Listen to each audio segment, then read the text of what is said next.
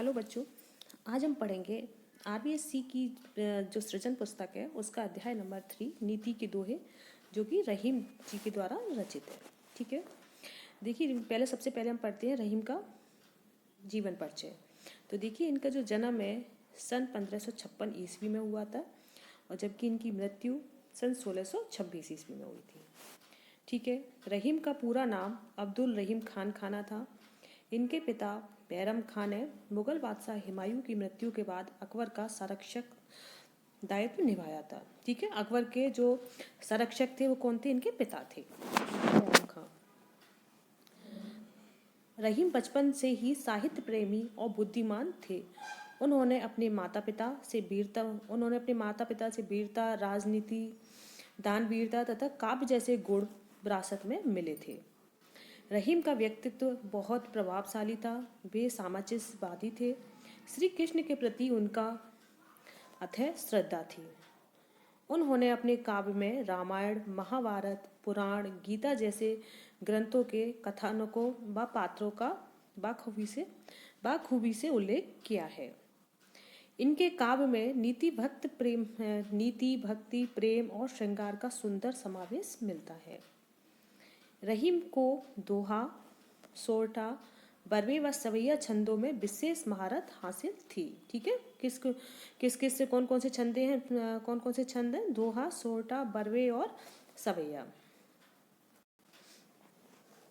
उनकी प्रमुख कृतियां हैं दोहावली, बरवे नायिका भेद, रास पंचध्यायी, मदनाष्टक, नगर शोभा। अपने अनुभवों को उन्होंने जिस प्रकार सरल शैली में व्यक्त किया वह अद्भुत है। प्रस्तुत पाठ में चयनित रहीम के दोहे द्वारा हमें परोपकार, सज्जनता, परदुकरता, स्वाभिमान एवं लोक व्यवहार की सीख मिलती है। दीनों पर दया करने वाला दीनबंधु भगवान तुल्य होता है। ठीक है, इसमें क्या बताया है कि जो दीनों पर दया करता है वो भगवान के समान ही होता है। मांगने से मनुष्य की महत्ता घटती है, इसलिए कभी किसी के सामने हाथ नहीं फैलाना चाहिए। उत्तम स्वभाव वाले मनुष्य को कुसंग दुष्प्रभावित नहीं कर सकती। ठीक है, जिसका स्वभाव उत्तम होता है उसको कोई भी कुसंगति प्रभावित नहीं कर सकती। सज्जन परोपकार के निमित्त ही संपत्ति का संग्रह करते हैं। धनी पुरुष निर्धन होने पर अपने अतीत की चर्चा ऐसे करते हैं जैसे अश्विन मास के जल विहीन बादल गरजते हैं। अच्छे लोगों के रूठने पर उन्हें मना लेना चाहिए। आँख से निकलने वाले आंसू घर के भेदी की तरह हमारी व्यथा को जग जाहिर कर देते हैं। काम पड़ने व काम निकलने पर लोगों का व्यवहार भिन्न भिन्न होता है। तो देखते हैं अब इनकी नीति के दोहे। देखिए, रहीमन देखी बड़ेन को लघु न दीजिए डारी, जहाँ काम आवे सुई कहा करे तलवारी। इस उक्त पद में रहीम दाव जी इस दोहे के माध्यम से कहना चाहते हैं कि कभी भी बड़े को देख के छोटों का त्याग नहीं करना चाहिए, क्योंकि बड़े का अलग महत्व है, छोटे का अलग महत्व है। जहाँ काम आए सुई, और जहाँ पर सुई काम आएगी वहाँ तलवार काम नहीं आ सकती। ठीक है, क्योंकि तलवार का काम युद्ध क्षेत्र में, और सुई का काम क्या है? सुई का काम होता है जोड़ने का, तलवार का काम होता है काटने का। ठीक है ना, इसलिए कभी भी बड़े को देख के या बड़े धनी अमीर या किसी को भी देख के कभी भी छोटे को नहीं करनी चाहिए, इग्नोर नहीं करना चाहिए छोटे को। एक सादे सब सदे, सब सादे सब जाए। देखिए, एक सादे सब सदे, सब सादे सब जाए। एक सादे सब सदे, सब सादे सब जाए। रहीमन मूलई सींच वो फूले फले अगाए। इसमें रहीम दाव जी कहते हैं, कवि कहते हैं कि हमें एक बार में एक ही काम को करने की सीख देते हुए कहते हैं कि हमें एक बार में हमें एक ही कार्य करना चाहिए, क्योंकि एक साथ हम बहुत सारे कार्य करते हैं तो वो कोई भी कार्य ढंग से नहीं हो पाता है। ठीक है ना, जिस प्रकार रहीमन मूलई सींच वो, जिस प्रकार वृक्ष की जड़ में जब हम पानी देते हैं तो मात्र वृक्ष की जड़ में पानी देने से ही उस पेड़ का भी विकास होता है, उसमें बहुत सारे फल फूल भी आते हैं। कदली सी भुजंग मुख, स्वाति एक गुण तीन। इसमें कवि संगति का महत्व बताते हुए बताना चाहते हैं कि देखिए संगति का महत्व कैसा होता है कि स्वाति नक्षत्र की बूंद के 3 गुण होते हैं। ठीक है, स्वाति नक्षत्र होता है, उसकी जो बूंद होती है, स्वाति एक नक्षत्र एक है, लेकिन उसकी जो बूंद होती है उसके 3 गुण हैं। 3 गुण कैसे हैं ये देखिए। जब वो केला पर गिरती है, जब स्वाति नक्षत्र की बूंद जब केला पर गिरती है तो वो क्या बन जाती है, कपूर बन जाती है। ठीक है, जब वो सीप में गिरती है तो मोती बन जाती है, और जब वो भुजंग यानी कि सर्प के मुंह में गिरती है तो वो विष बन जाती है। ठीक है बच्चों, स्वाति नक्षत्र की जो बूंद होती है, ओस की बूंद होती है, बूंद एक है लेकिन उसके तीनों गुण अलग अलग हैं। जब वो केला पर गिरती है तो कपूर बन जाती है, सीप पर गिरती है तो मोती बन जाती है, और भुजंग, भुजंग का अर्थ होता है सर्प। क्या अर्थ होता है भुजंग का, सर्प। और जब वो सर्प के मुख में गिरती है तो वो विष बन जाती है। ठीक है, और रहीमदास जी इस उदाहरण के माध्यम से कहना चाहते हैं, जैसी संगति बैठिए तैसो ही फल दीन। आप जैसी संगति में बैठोगे आपको उसका वैसा ही फल मिलेगा। अगर आप अच्छी संगति में बैठोगे तो उसके परिणाम अच्छे होंगे, अगर गलत संगति में बैठोगे तो उसके परिणाम कैसे होंगे, गलत होंगे। ठीक है, दुष्ट के साथ आप पर दुष्टता का ही प्रभाव आएगा। नेक्स्ट देखते हैं, काज परे कछु और है, काज सरे कछु और, रईमन भावरी के बहे नदी से रावत मोर। इसमें कवि अवसरवादी लोगों के बारे में बात कर रहा है, जो मतलब, जब जिसका मतलब होता है तो उस समय उनका व्यवहार कुछ अलग होता है, लेकिन मतलब निकल जाने के बाद उनका व्यवहार एकदम अलग बदल जाता है। ठीक है ना, स्वार्थपूर्ण व्यवहार के बारे में कवि इसमें बताना चाहता है कि संसार के कैसे हैं कि जब उनका कोई कार्य होता है तो वो आगे आगे हिलते हैं, आगे आगे सबकी खुशामद करते हैं, उनकी तारीफ करते हैं, और जब काम निकल जाता है तो ऐसे इग्नोर करते हैं जैसे इन्हें जानते ही नहीं है। जैसे देखिए, काज परे कछु और है, जब कार्य पड़ने पर तो उनका नेचर कुछ और ही होता है, और काज सरे और काज सरे कछु और जब उनका वही कार्य हो जाता है तो वो ऐसे दिखाते हैं जैसे उनको वो जानते ही नहीं है। जिस प्रकार कवि उदाहरण के माध्यम से समझाना चाहते हैं कि भवरी के वहे नदी सिरावत भौर, तो इसमें क्या बता रहे हैं कि जिस प्रकार दूल्हे की मोर का उदाहरण देते हुए कहते हैं कि विवाह के समय जो मतलब मोर होती है ना, जो उनकी दूल्हे के जो सेहरा होता है उसके ऊपर बांधते हैं, तो देखिए उसका अलग ही महत्व होता है, उसका बड़ा सम्मान होता है, उसके सिर पे बांधा जाता है। लेकिन जैसे ही शादी हो जाती है, सब कार्य हो जाते हैं विवाह के, उसके बाद में उस जो वो मोर होती है उसको नदी में जाके उसका विसर्जन कर दिया जाता है। ठीक है, जो रहीम उत्तम प्रकृति का करी संगत कुसंग, चंदन विष व्यापते नहीं लपेटते रहत भुजंग। अब इसमें कवि कहते हैं कि जो रहीम उत्तम प्रवृत्ति के जो मनुष्य उत्तम प्रकृति के, मतलब जो सज्जन पुरुष होते हैं, जिनकी जो उच्च अच्छे चरण के हैं, जो उच्च चरित्र के हैं, उनका कुसंगति कुछ भी नहीं बिगाड़ सकती। चंदन विष व्यापत नहीं, जिस प्रकार चंदन का वृक्ष जिसमें से कितनी अच्छी सुगंध आती है, और चंदन के वृक्ष पे बच्चों सबसे ज़्यादा जो अगर सर्प, जहाँ चंदन का वृक्ष होता है ना उसके आसपास सर्प जरूर होते हैं। तो इसमें कहते हैं कि चंदन के वृक्ष पर सर्प मतलब लटके रहते हैं, उसमें लपेटे रहते हैं, लेकिन उस सर्प का उनके विष का चंदन पर कोई भी प्रभाव नहीं पड़ता। ठीक है, इसमें उदाहरण अलंकार है और उदाहरण अलंकार के माध्यम से इसको समझाया गया है। ठीक है, भुजंग का अर्थ क्या हुआ, सांप। रूठे सजन मनाइए जो रूठे सो बार, रईमन फिर पोइए टूटे मुक्ता हाथ। अब इसमें कवि कहते हैं सज्जन को कि जो सज्जन पुरुष है, सज्जन का मतलब है जो सतजन, अच्छा अच्छे चरित्र वाला पुरुष है, अच्छा सत्पुरुष है, वो अगर 100 बार रूठता है तो उसको आप 100 बार मनाइए, क्योंकि ऐसे पुरुष के रूठने से आपकी ही हानि। देखिए अभी हम इसे देख रहे थे, रूठे सजन मनाइए सो रूठे, जो रूठे 100 बार। ठीक है बच्चों, इसमें कवि, इसमें रहीमदास जी क्या कहना चाह रहे हैं कि रूठे सुजन, सुजन माने अच्छे पुरुष को आप अगर वो 100 बार रूठता है आपसे तो उसको 100 बार ही मनाइए। रईमन फिर पोइए, वो कहते हैं जिस प्रकार आपका जो मुक्ता हार माने मोती का हार, मुक्ता हार का मतलब क्या है, मोती का हार। जिस प्रकार मोती का हार आपका टूट जाता है, आप उसे बार बार परोते हो, आप जब तक परोते जब तक वो आपका मतलब माला नहीं बन जाती, उसी प्रकार आप रूठे सजन, अगर आपसे कोई रूठा जो सत्पुरुष है, जो सज्जन पुरुष है, अगर वो आपसे रूठता है तो आप उसको जब तक मनाइए जब तक वो आपसे मान नहीं जाता है, क्योंकि उसके मानने से ही आपके जीवन की भलाई है। तरुवर फल नहीं खाते हैं, सरवर पिए न पान, कहीं रहीम पर काज हित संपत्ति सजी सचे ही सुजान। देखिए इसमें कवि क्या कहना चाहता है कि तरवर फल नहीं खाते हैं। रहीम दास जी कहते हैं तरवर का अर्थ होता है बच्चों पेड़, वृक्ष। ठीक है, वृक्ष कवि कहते हैं कि वृक्ष कभी भी अपने फल नहीं खाता है। सरवर पियति न पान, और पान का अर्थ होता है पानी। पानी, पान का अर्थ क्या है? पानी। और सरवर माने तालाब। ठीक है, सरवर का सरोवर बोलते हैं ना, सरोवर का अर्थ क्या हो गया? तालाब। ठीक है, तो कवि कहते हैं कि जिस प्रकार पेड़ कभी अपने फल नहीं खाता, सरोवर जो तालाब है वो अपना पानी नहीं पीता, कहीं रहीम पर काज हित संपत्ति संचय सुजान, उसी प्रकार जो सुजान होते हैं, जो सत्पुरुष होते हैं, वो अपनी संपत्ति को सहज कर इसलिए रखते हैं जो दूसरों के काम में काम आ सके, जरूरतमंदों के लिए वो काम में आ सके, इसीलिए वो अपनी संपत्ति का संग्रह करते हैं। देखिए, थोते बादर क्वार के ज्यों रहीम गहरात, धनी पुरुष निर्धन वहे करे पाछली बात।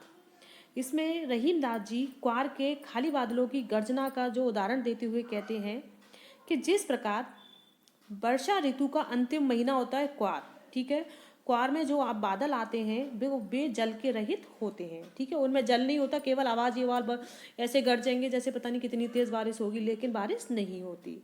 तो वो कहते हैं जो क्वार के महीने में जो बादल आते हैं वो जल से रहित होते हैं, केवल गरज गरज कर ही वे गरजते हैं, लेकिन वो बरसते नहीं हैं। ठीक है, उसी प्रकार जब कोई धनी व्यक्ति निर्धन हो जाता है, ठीक है, कोई धनी व्यक्ति है और जब वो निर्धन हो जाता है तो वो पिछली बातों की, अपनी संपन्नता को ऐसे बताता है, अरे उस समय हमारे पास देखो जब हमारे पास गाड़ी थी, ये था, मकान था, नौकर थे, चाकर थे, सब इस तरह अपनी प्रशंसा करता है, किंतु किसी की वो मदद नहीं करता, बस अपनी प्रशंसा करने में लगा रहता है, वह केवल अपनी प्रशंसा में ही रहता है। ठीक है, तो ऐसी प्रशंसा करने से कोई फायदा नहीं है कि जो बात है वो आपकी पिछली है।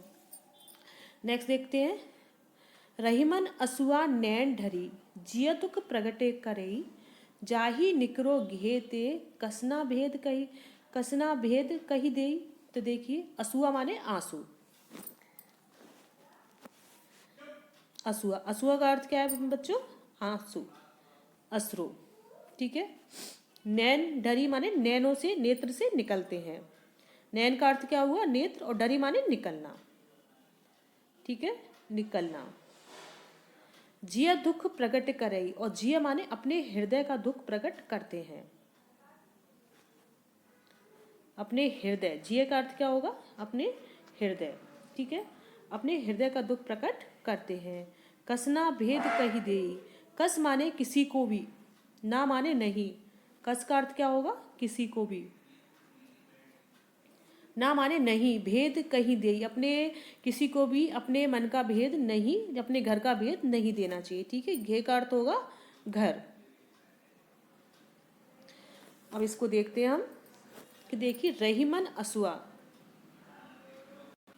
देखिए रहीम दास जी कहते हैं कि आंखों से निकलने वाले अश्रु को रोक कर रखना चाहिए।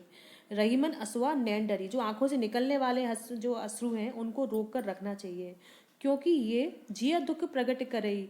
अगर जे बाहर निकलेंगे, अगर जे आंखों से बाहर बहेंगे, चेहरे पर अगर हमारे ये आंसू दिखेंगे किसी को, तो हमारे अंदर का दुख सामने वालों को पता चल जाएगा कि हम दुखी हैं। ठीक है ना, जाही निकारो घेते, और भेद बता देंगे। जिस प्रकार किसी को दुखी करके घर से निकाल दिया जाता है तो वह घर का सारा भेद दूसरे को बता देता है। ठीक है, और जबकि किसी को अपना भेद नहीं, कसना भेद कही, लेकिन किसी को अपना भेद नहीं बताना चाहिए। हमेशा धैर्य से काम लेना चाहिए, क्योंकि कोई आपकी मदद तो करेगा नहीं, बल्कि चार मतलब आपके बारे में ऐसे कहेंगे कि हाँ इसको तो, ये आपकी बातों को और ज़्यादा फैला देंगे। तो इसमें कबीरदास जी कहते हैं, रहीम जी कहना चाहते हैं कि अपने हृदय की बात को हृदय में रखना चाहिए, अश्रु को किसी के सामने नहीं प्रकट करना चाहिए। रहीमन निज मन की व्यथा, मन ही राखो गोए। रहीमन निज, निज माने अपने, मन माने अपने हृदय की, व्यथा माने पीड़ा, अपने हृदय की पीड़ा को अपने मन में ही रखनी चाहिए। मन ही राखो गोए, गोए का अर्थ होता है बच्चों छुपाकर। ठीक है, गुप्त रख के छुपाना। तो इसमें रहीमदास जी कहते हैं कि जो आपके मन की पीड़ा है, जो भी आपके मन में दुख है, दर्द है, उसे अपने मन में ही छुपा कर रखो, ठीक है। सुने ही अठेलियाँ, अठेलियाँ माने मजाक, कमेंट करते हैं ना, मजाक। लोग सब बाँट ना ले कोई। तो इसमें कबीरदास रहीमदास जी कहते हैं कि जो भी आपके मन की व्यथा है, जो कि आपकी हृदय के जो दुख हैं, उन्हें किसी के सामने आप उसे छुपा के रखिए, किसी के सामने मत कहिए, क्योंकि आप कहोगे तो लोग अठेलियाँ आपका मजाक बनाएंगे और कोई भी आपके उस दुख का समाधान नहीं निकालेगा। इसलिए किसी के सामने अपने दुख को कहने से कोई लाभ नहीं है। दीन सवन को लखत है, दीन ही लखे न कोई, जो रहीम दीन ही लखे, दीन बंधु सम होए। दीन, दीन का अर्थ होता है गरीब, जिसे कि गरीब कह लो या जिसे किसी की सहायता की जरूरत है, ठीक है, दीन, लेकिन दीन गरीब के लिए आया है। सवन को, सवन को का अर्थ होता है सबको, लखत माने देखता, देखना, लखत का अर्थ क्या होगा, देखना। दीन ही लखे ना कोई, लेकिन दीनों को, लखे माने देखना, दीनों को कोई, कोई माने कोई भी नहीं देखता है। जो रहीम दीन ही लखे, रहीम दाजी कहते हैं जो दीनों को देखता है, जो दीनों की ओर देखता है, दीन बंधु, दीन बंधु किसके लिए, ईश्वर, वो ईश्वर के समान होता है, ठीक है।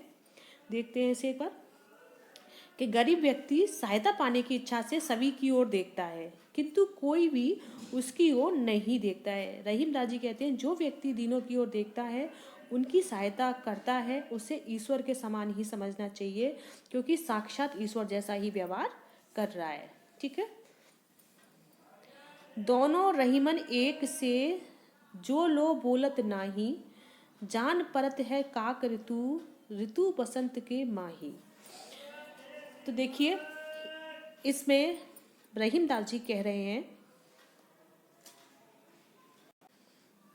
देखिए बच्चों, इसमें रहीमदास जी इस पंक्ति, इस पद्य के बहाने से, इस पद्य के माध्यम से सज्जन और दुर्जन व्यक्ति की पहचान उनकी बाणी से, इसमें ना रहीमदास जी कहना चाहते हैं कि सज्जन और जो दुर्जन व्यक्ति होते हैं, उनकी पहचान उनकी बाणी से होती है। किससे होती है, बाणी से, ठीक है, होती है। क्योंकि रंग रूप से, बाहरी दिखावे से तो कुछ भी पता नहीं चलता है, बाहरी दिखावा तो कोई भी कर लेता है, उससे कुछ पता नहीं चलता है, किंतु जब वो बोलते हैं तो स्वतः ही पहचान हो जाती है कि उनके अंदर कैसे संस्कार हैं, कैसी परवरिश है, कितनी शिक्षित हैं। तो वो सब किससे पता चलता है, उनकी वाणी से। जिस प्रकार कवि कहते हैं कि दोनों रहीमन एक से, जो लो बोलत नाही, जान परत काक पिक, ऋतु बसंत के माही। कि जो देखिए काक, काक का अर्थ होता है कौवा, और पिक का अर्थ क्या होता है, मोर, सॉरी कोयल, ठीक है। जो कौवा और कोयल हैं, दोनों ही देखने में काले काले होते हैं। वो जब तक नहीं बोलते हैं तब तक तो दोनों एक से लगते हैं कि दोनों ही एक से हैं, किंतु जैसे ही बसंत ऋतु आती है और कोयल कूकने लगती है, तो कोयल कूकने लगती है और कौवा जब कड़वा कड़वा बोलता है, तो स्वतः ही ज्ञात हो जाता है कि इसमें कौन कौवा है और कौन कोयल है, ठीक है। अर्थात कौन गुणहीन है और कौन गुणवान है। तो कवि ने इनके माध्यम से क्या बताना चाहा है कि दुष्ट और सज्जन पुरुष की पहचान कब होती है, जब वो बोलते हैं, अपनी वाणी व्यक्त करते हैं।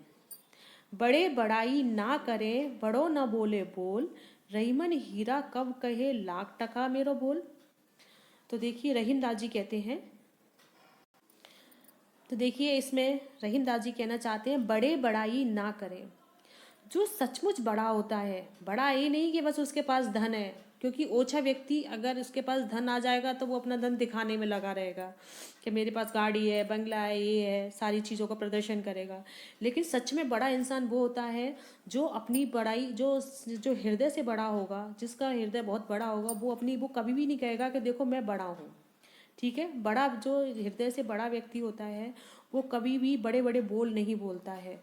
वो ज़रूरत पड़ने पर सबकी सहायता करेगा, गरीब की, सबकी, लेकिन किसी से ये नहीं कहेगा कि मैंने उसकी सहायता की है, मैंने स्कूल बनवाया, कि मैंने धर्मशाला बनवाई, कि मैंने कुछ अच्छे कार्य किए। वो इस तरह से अपने धन का प्रदर्शन किसी के सामने नहीं करेगा।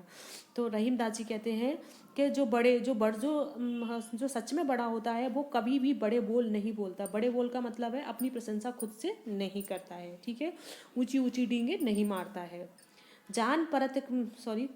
रहीमन कब हीरा कहे, जिस प्रकार हीरा कभी नहीं कहता कि लाख टका मेरो मोल, क्योंकि हीरे में आवाज़ नहीं होती है ना, सिक्के होते हैं वो बजते हैं छन छन छन, तो कभी कहते हैं जिस प्रकार हीरा कभी ये नहीं कहता लाख टका मेरा, कि मेरा मोल, मेरा जो मूल्य है वो लाख टका है, ठीक है, मेरा मूल्य लाख, मैं लाखों का हूँ, इस प्रकार हीरा कभी नहीं कहता। जो ओछे और छोटी सोच के व्यक्ति होते हैं वही ज़्यादा अपनी प्रदर्शन करते हैं। बिगड़ी बात बने नहीं लाख करो किन कोय, रहीमन फटे दूध को मथे ना मक्खन होए। इसमें देखिए रहीम दास जी कहना चाहते हैं कि एक बार अगर बात बिगड़ जाती है, बिगड़ी बात, बिगड़ी माने बात बिगड़ गई, लड़ाई हो गई, झगड़ा हो गया, लाख करो किन कोई, तो आप चाहे कितना भी, कोई माने प्रयास, कितनी भी, कोई का अर्थ है बच्चों कोई भी, ठीक है, कोई भी कितने भी लाखों प्रयास कर लो, लेकिन वो फिर बात आपस में कभी बन ही नहीं पाती है। अगर एक बार लड़ाई हो जाती है तो चाहे कितनी मन में इतनी कड़वाहट आ गई तो आप कितनी भी कोशिश कर लो, लेकिन उस कड़वाहट को आप दूर नहीं कर सकते। जिस प्रकार एक बार अगर दूध फट जाता है तो मथे ना माखन होए, तो आप उसको कितना भी मत लो लेकिन उसमें से मक्खन नहीं निकलेगा, उसमें से निकलेगा तो पनीर ही निकलेगा, ठीक है। विपत्ति बहे धन ना रहे, रहे जो लाख करोड़। तो देखिए इसमें रहीम दास जी क्या कहते हैं कि विपत्ति आने पर लाखों करोड़ों की संपत्ति भी नहीं रह पाती है, ठीक है। जब विपत्ति आती है तो जो चाहे कितने भी लाखों करोड़ों की संपत्ति है वो भी नहीं रह पाती है। आगे देखते हैं, नव तारे छिपी जाते हैं ज्यो रहीम बहे भोर। तो इसमें रहीम दास जी कहते हैं कि विपत्ति आने पर लाखों करोड़ों की संपत्ति भी नहीं रह पाती है, घर धन भी उसका साथ नहीं देता है। जिस प्रकार आकाश में तारों का उदाहरण देते हुए कवि कहते हैं कि विपत्ति के समय धन उसी तरह छिप जाता है जिस प्रकार सवेरा होते ही असंख्य तारे छुप जाते हैं, ठीक है। मांगे घटत रहीम पद कित करो बड़ी काम, तीन पगे वसुधा करो तऊ बामनी नाम। तो हम देख रहे थे बच्चों मांगे घटत रहीम पद, कितो करो बड़ी काम, मांगे माने मांगने से, घटत मीन्स घट जाता है। रहीम दास जी कहते हैं कि आपका पद मीन्स ओहदा, सम्मान, आपका समाज में चाहे कितना ही बड़ा पद क्यों ना हो, कितना ही बड़े आप बड़े व्यक्ति क्यों ना हो, लेकिन अगर आप किसी से कुछ मांग रहे हो, किसी के सामने हाथ फैला रहे हो तो आपका वो ओहदा कम हो जाता है। कितो करो बड़ी काम, चाहे आपने समाज में कितने ही बड़े बड़े काम क्यों ना कर रखे हो, आप कितने ही धनी क्यों ना हो, अगर आप किसी के सामने हाथ फैलाकर कुछ मांग रहे हो तो आपका वो ओहदा कम हो जाता है। तीन पैग वसुधा करो ताहू बामने नाम। तो इसमें जो ये बामने का अर्थ होता है 52, ठीक है, और जो ये 52 है वो श्री कृष्ण के अवतार थे ये। तो क्या हुआ था फ्रेंड्स बच्चों कि जो 52 अवतार में जो 52 थे उन्होंने तीन पद उन्होंने वसुधा यानी धरती मांगी थी, और तीनों पदों में उन्होंने पूरे संसार को उन्होंने नाप लिया था, लेकिन फिर भी उन्हें मांगने के कारण उनका नाम 52 अर्थात उन पर कटाक्ष करते हुए कहा है कि उनका नाम फिर भी 52 यानी कि बौना की बौना ही रहा। इसलिए हमें कभी किसी के सामने हाथ नहीं फैलाने चाहिए। मान सहित विष खाए के शंभु वहे जगदीश। यह जगदीश किसके लिए आया है, शंभु कौन है, शिव जी, ठीक है। जगदीश माने पूरे संसार के, जगत का ईश, जगदीश का अर्थ क्या होता है, जगत का ईश, पूरे संसार का भगवान। तो कहते हैं कि मान सहित, मान सम्मान के, ये बच्चों उस समय की बात हो रही है जब समुद्र मंथन के दौरान जब विभिन्न प्रकार की वस्तुएं निकली थी, उनमें से विष भी निकला था, ठीक है। उस विष का नाम था कलाकुट विष। जब वो विष निकला था, कलाकुट या उसे हलाल विष के नाम से भी जानते हैं, तो देखिए उसमें से अमृत और विष दोनों ही चीज़ निकली थी। तो जो विष थी, देवताओं ने भगवान शिव से आग्रह किया कि भगवान शिव आप इस विष को पचाने में आप ही हमारे सहायता कर सकते हो, आपके अलावा कोई नहीं है जो इस जहर को स्वीकार कर सके। तो शंभु शिव जी ने उन सबके आदर को स्वीकार करते हुए उस विष को अपने गले में धारण कर लिया, जिससे कि उन्हें आज नीलकंठ के नाम से भी जाना जाता है, ठीक है। उस आदर सहित विष खाने से भगवान कौन बन गए थे, जगदीश, पूरे जगत के, पूरे संसार के ईश्वर। बिना मान अमृत पिए राहु कटायो शीस। और जब जहर निकला था, जब विष निकला था, उसी समय उसमें से एक अमृत का कलश भी निकला था। तो क्या हो रहा था बच्चों, कि उस समय देवताओं में जो देवता थे, देवताओं को अमृत का पान किया जा रहा था, ठीक है ना। उसमें जो एक राक्षस था वो देवता का रूप रख के उनकी लाइन में बैठ जाता है। उसने सोचा कि मुझे कोई पहचानेगा नहीं, लेकिन जो भगवान विष्णु थे उन्होंने एक नर्तका का रूप रखा था। जब वो अमृत सबको पिला रही थी तो उनकी निगाह उस राक्षस पे पड़ गई कि ये तो ये देवता नहीं है, ये राक्षस है, ये बहरूपिया बन के इसमें बैठा है। तो उन्होंने, और उस समय उस राक्षस ने उस बूंद को पी भी लिया था अमृत की, पर भगवान ने तुरंत अपने चक्र से उसके सिर को उधर से काट दिया। तो इसमें क्या कहा है, बिना मान अमृत पिए, बिना मान सम्मान के अगर आप अमृत भी पीते हो तो राहुल कटाया उसी, जिस प्रकार राहु जिस प्रकार जो राहु नाम का जो राक्षस था उसने अपना शीश कटा दिया, उसी प्रकार बिना मान सम्मान के आप ये मान लीजिए कि आपका शीश का मतलब है आपने अपनी अपमान ही कराया है अपना। रहीमन जेबा बावरी काही गई सरंग पताल, आपू तो कहीं भीतर रही जूती खात कपाल। तो देखिए बच्चों, इसमें रहीमदास जी जीवा के बारे में कहते हैं, जीव के बारे में कह रहे हैं कि रहीमन कहते हैं कि जीवा बावरी के, हे जीव तो क्या है, बावरी है, जीव तो पागल है, कहीं कहीं सरग पताल। तो देखिए बच्चों, इसमें सरग का अर्थ है स्वर्ग और पाताल का अर्थ है पाताल। ठीक है, इसका सरग का अर्थ क्या है, स्वर्ग। ठीक है, जहाँ इसे आकाश के रूप में लिया गया है। तो इसमें रहीमदास जी कहना चाहते हैं कि ये जीव तो पागल है। बावरी का अर्थ क्या हुआ, पागल, ये तो पागल है, आकाश पाताल की बातें करके, यानी कि निरर्थक बातें करके स्वयं तो मुंह के अंदर चली जाती है। आकाश पाताल ये एक मुहावरा लिया है, आकाश पाताल की बातें करना यानी कि निरर्थक बातें करना। ठीक है, ये क्या है, एक मुहावरा लिया है। तो आपू तो कहीं भीतर रहे, खुद तो व्यर्थ की बातें कहकर मुंह के अंदर चली जाती है। और जूति खात कपाल, खात माने खाते हैं, कपाल मीन्स गाल। ठीक है, तो इसमें रहीमदास जी कहना चाह रहे हैं कि ये जीव तो पागल है, बावरी है, सरक पताल यानी कि व्यर्थ की बातों को करके खुद तो मुंह के अंदर चली जाती है। और जूता कौन खाते हैं, कपाल, हमारे गाल, इसकी वजह से जूता खाते हैं।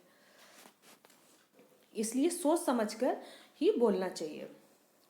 अमृत ऐसे बचन में रहीमन जिसकी जास, अमृत ऐसे बचन में रहीमन रिसकी घास, जैसे मिसरों में मिली नीरस बांस की फांस। तो देखिए, अमृत ऐसे बचन में, अमृत कैसे बचन की तरह है, रिस की घास, रिस की घास, रिस का अर्थ होता है क्रोध। ठीक है, और घास माने क्या होता है, रिस की गांठ, जी ना, जैसे मिसरों में मिली नीरस बांस की फांस। तो इसमें क्या कहना चाहते हैं, देखिए रहीमदास जी बच्चों कहते हैं कि मधुर वाणी को अपनाने और अपने शब्दों से बच्चों का परामर्श देते हुए कवि कहते हैं कि व्यक्ति सदा मधुर और विनम्र वाणी का प्रयोग करना चाहिए। ठीक है, कैसी वाणी का प्रयोग करना चाहिए, मिसरो, एकदम विनम्र, अमृत जैसे वचनों का प्रयोग करना चाहिए। क्योंकि मीठी बोली भी यदि क्रोध की, मीठी बोली में भी यदि कोई क्रोध की बात की जाएगी तो वह गांठ की तरह खटकने वाली प्रतीत होगी। ठीक है, क्या कहना चाह रहे हैं कवि कि हमेशा मधुर, अमृत ऐसे वचन, मतलब मधुर अमृत जैसे वचन, यानी कि मधुर वचनों का ही प्रयोग करना चाहिए। अगर आप मधुर वचनों में भी रिस की, क्रोध की गांठ घोल के आप बोलोगे तो फिर भी वो क्या होगी, वो गांठ बन जाएगी। तो बच्चों, यहाँ हमारा रहीमदास के जो नीति दोहे थे वो समाप्त हुए। अब हम इनके क्वेश्चन आंसर करते हैं। अगर आपको वीडियो पसंद आई हो तो प्लीज़ इसे लाइक और चैनल को सब्सक्राइब ज़रूर करें और कमेंट करके बताएं कि आपको समझ में आया कि नहीं आया। और कोई भी परेशानी हो, कोई चीज़ नहीं समझ में आए तो आप कमेंट करके बता सकते हो। चलो इनके क्वेश्चन आंसर देखते हैं हम। देखिए, सबसे पहले इनके शब्दार्थ देखेंगे। लघु, लघु का अर्थ क्या होता है, छोटा। सीप का होता है सीपी। काज मीन्स कार्य। बादर, बादर का क्या होगा, बादल। पैग, पैग का अर्थ क्या होता है, पैर या कदम। रिस, रिस का अर्थ क्या होता है, क्रोध। तलवारी, तलवारी का मीनिंग क्या होगा, तलवार। भुजंग का होता है सर्प। कुशंग, कुशंग का होगा बुरी संगति। वसुधा का क्या होगा, धरती। जीवा का होगा जीव। और मिसरों का क्या होगा, मिस्री। कदली मीन्स केला। स्वाति एक नक्षत्र का नाम है। विष का अर्थ, विष मीन्स क्या होता है, जहर। बामने मीन्स बावन। कपाल मीन्स सिर। ठीक है, नीरस, नीरस का क्या होगा, रसहीन। अब इसके क्वेश्चन देखते हैं। रहीम के काव्य की सर्वाधिक प्रमुख विशेषता क्या है, तो देखिए उनकी विशेषता क्या है, सामासिकता, श्रृंगारिकता, अनुभव संकुलता या नीति प्रवणता। तो इसकी क्या होगी? नीति प्रवणता इनकी विशेषता होगी। विपत्ति में धन किसकी तरह लुप्त हो जाता है?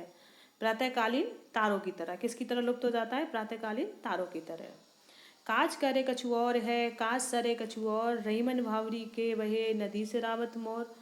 तो उक्त इस क्वेश्चन को, इसमें कवि रहीम दास जी मनुष्य की किस प्रवृत्ति का वर्णन करना चाह रहे हैं? तो देखिए कौन सी प्रवृत्ति का वर्णन किया गया है? मतलबी या अवसरवादी। ठीक है, कौन सी प्रवृत्ति का वर्णन किया है? मतलबी या अवसरवादी। नेक्स्ट क्वेश्चन देखते हैं।